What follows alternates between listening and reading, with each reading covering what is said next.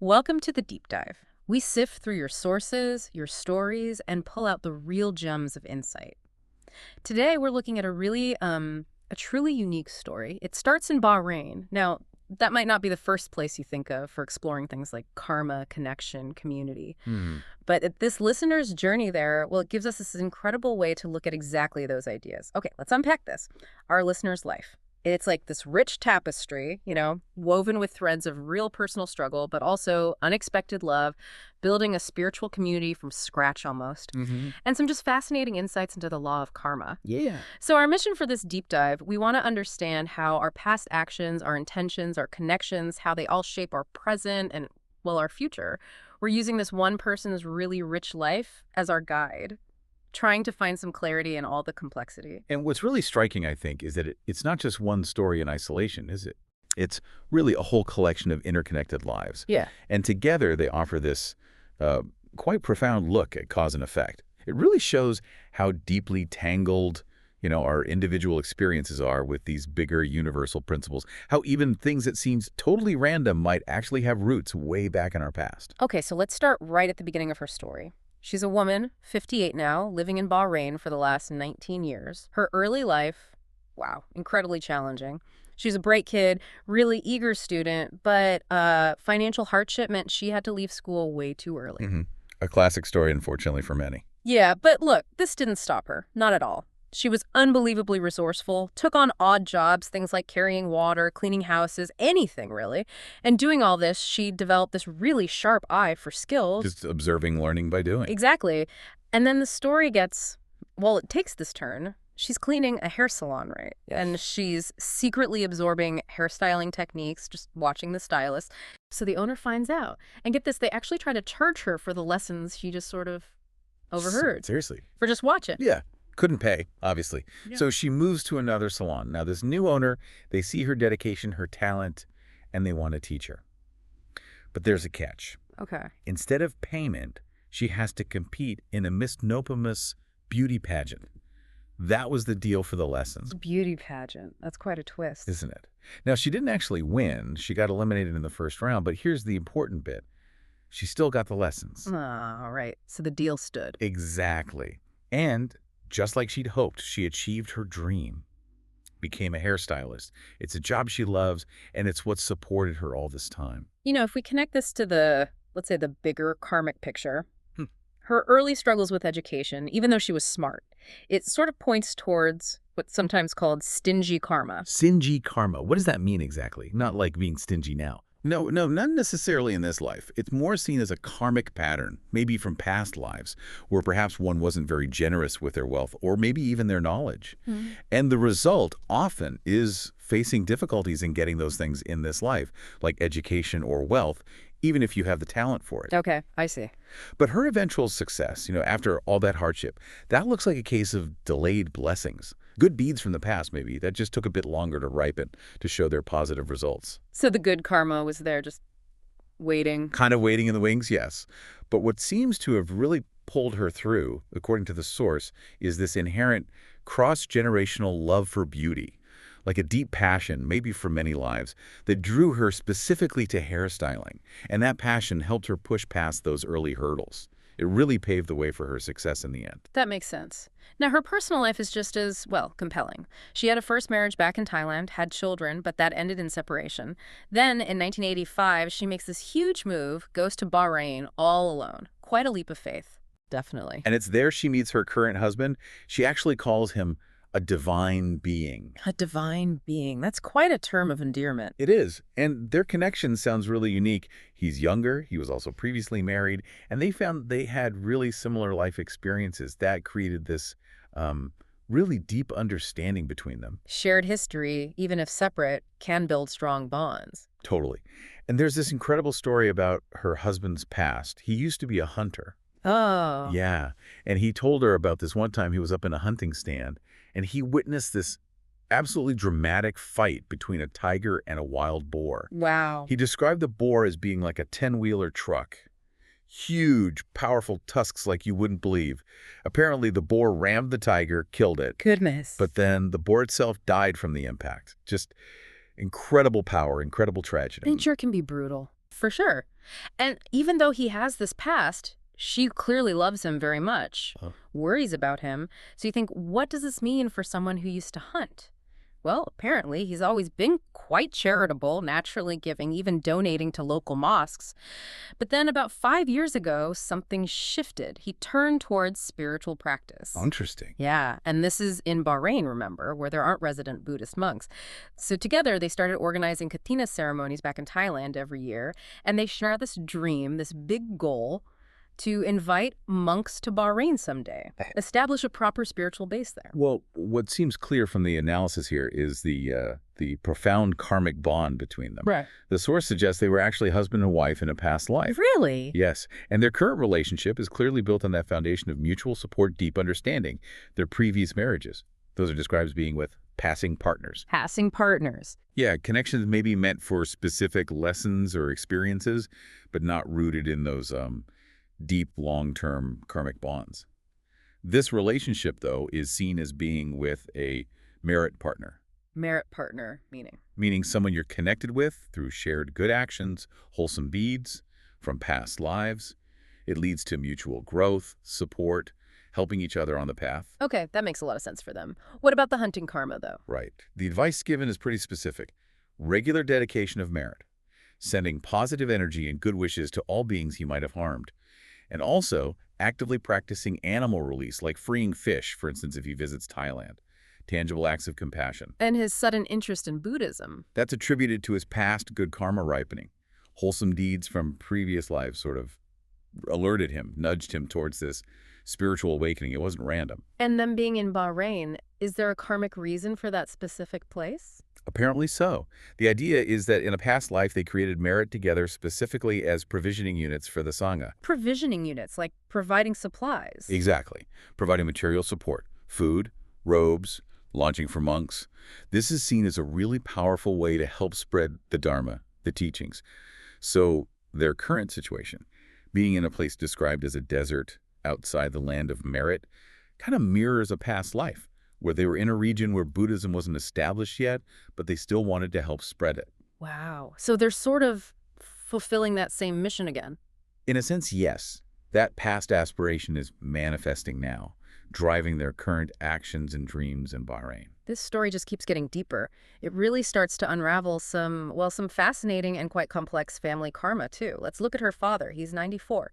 Now, here's where it gets really interesting and quite sad, actually. His daughter sends him plenty of money, right? He's financially secure because of her. Okay. But he insists on going to the market to beg, and sometimes even sleeps rough on the street. Despite having the money. Despite having the money, you just have to wonder, what on earth is going on there? It seems so counterintuitive. It does.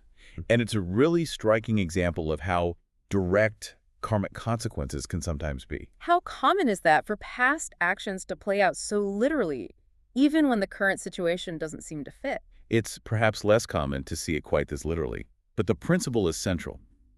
The father's begging, according to the karmic explanation provided, stems directly from a past life. In that life, he lent money to a relative who genuinely couldn't repay it. And instead of finding another solution, he actually forced that relative to go out and beg to pay back the debt. Oh. So now, in this life, he experiences that same compulsion, that same state of being, even though the external reason, lack of money, isn't there. It shows how karma isn't just about external circumstances, but can manifest as these powerful, insistent internal patterns. Like an internal script he has to follow. Sort of, yes. An internal state shaped by past actions, compelling him to relive the suffering he inflicted. It's a profound illustration. The advice given is mainly for close family care, because loneliness can really exacerbate these kinds of patterns. That's powerful. Okay, so what about the other family members mentioned? Her mother passed from kidney failure. Nephew died very young, tragically. But then her husband's father passed away, seemingly quite peacefully, even joyfully. How does the karma look there? Right, quite a diversity of fates, isn't it? Uh-huh. Let's break down the explanations given. The mother's situation is actually described quite positively post-passing. She's considered a high-class celestial being, a Brahma Deva. A Brahma Deva, so a divine being. A high-level one, yes. A rebirth earned through her good deeds, her traditional merits and practices in life. And importantly, she is said to be receiving the merit that her daughter sends her. That's good to hear. But the nephew, that's so tragic. 35 years old, died of what's called sudden unexplained nocturnal death syndrome, like Thai in Thai. Yes, very tragic. His situation is linked back to a past life where he was wealthy but severely overworked as servant, so Yeah. much so that some apparently died from exhaustion. Mm. The consequence described is rebirth in the Yamaloka. Mm. This is often understood as a kind of purgatorial realm overseen by Yama, where beings experience the direct results of negative actions. In his specific case, it's mentioned he's being fed molten copper. This is often linked karmically to alcohol consumption, considered a lesser offense perhaps, but still leading to this particular realm in his case.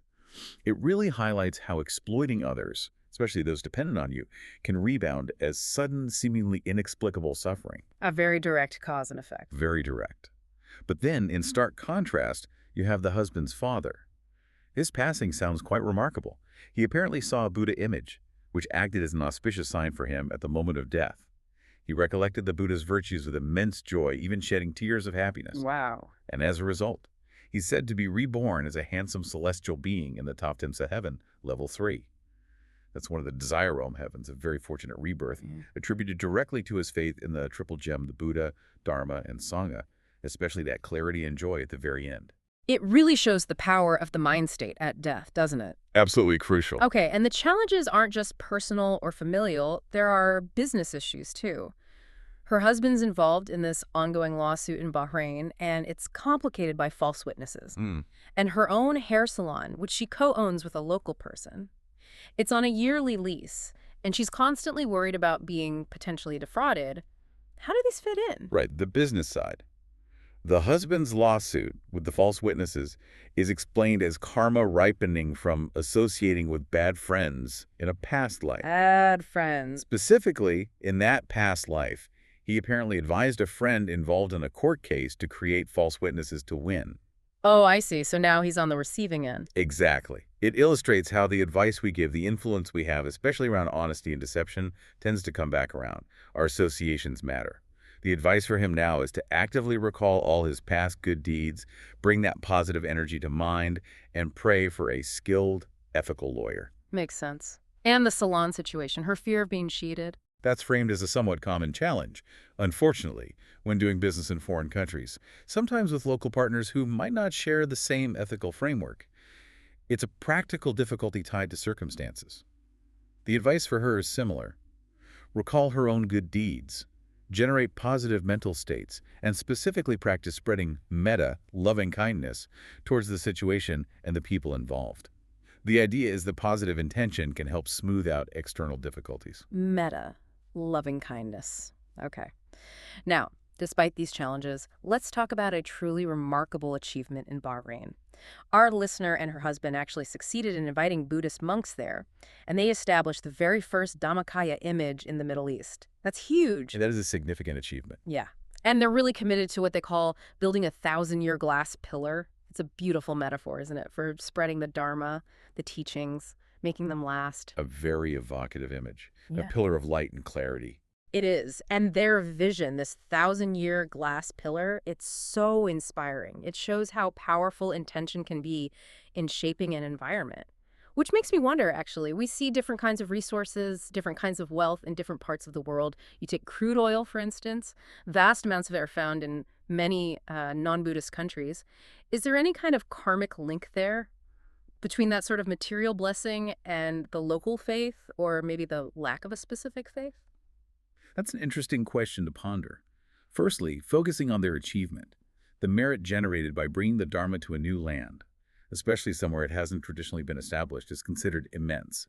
This kind of action is said to bring incredible benefits, happiness, prosperity, both divine and human treasures, attracting good friends and supporters. And crucially, it helps ensure they themselves won't fall away from the Buddhist path in future lives.